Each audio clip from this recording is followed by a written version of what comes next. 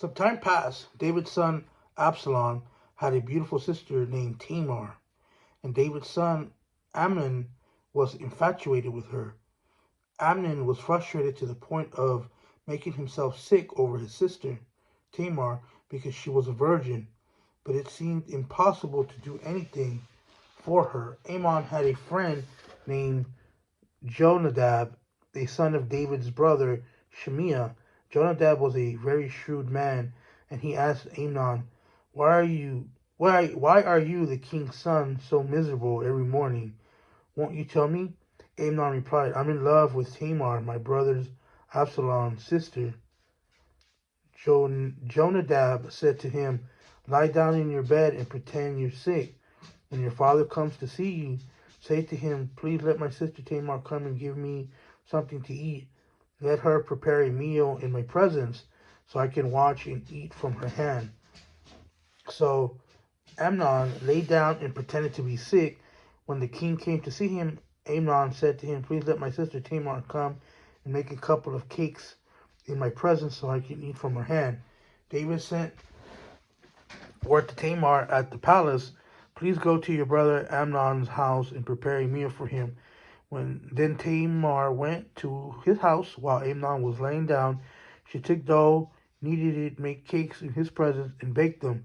She brought the pan and set it down in front of him, but he refused to eat. Amnon said, everyone leave me, and everyone left him.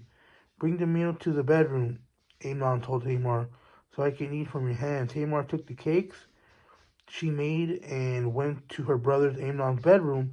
When she brought to him to eat, he grabbed her and said, come sleep with me, my sister.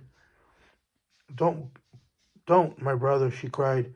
Don't disgrace me, for such a thing she would never be done in Israel. Don't commit this outrage.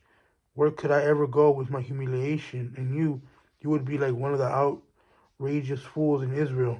Please speak to the king, for he won't keep me from you.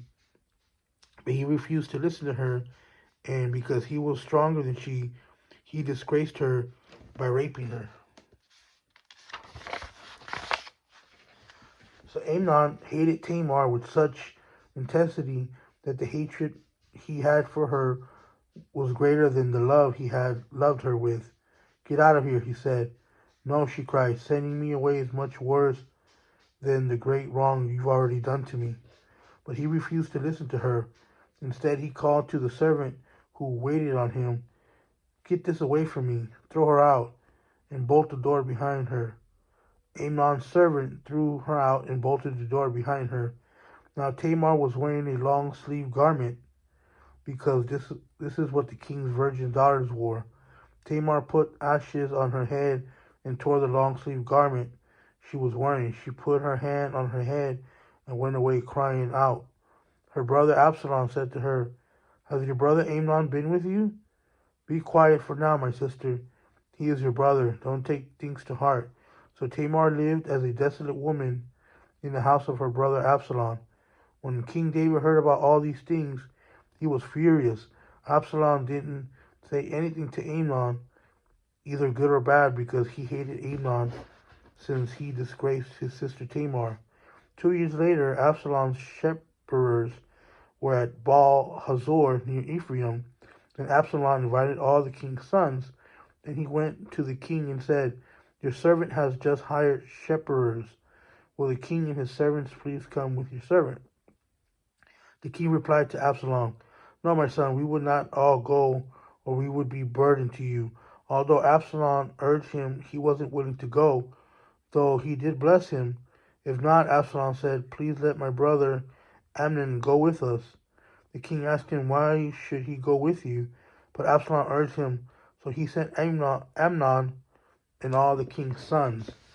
Now Absalom commanded his young men, watch Amnon until he is in good mood from wine.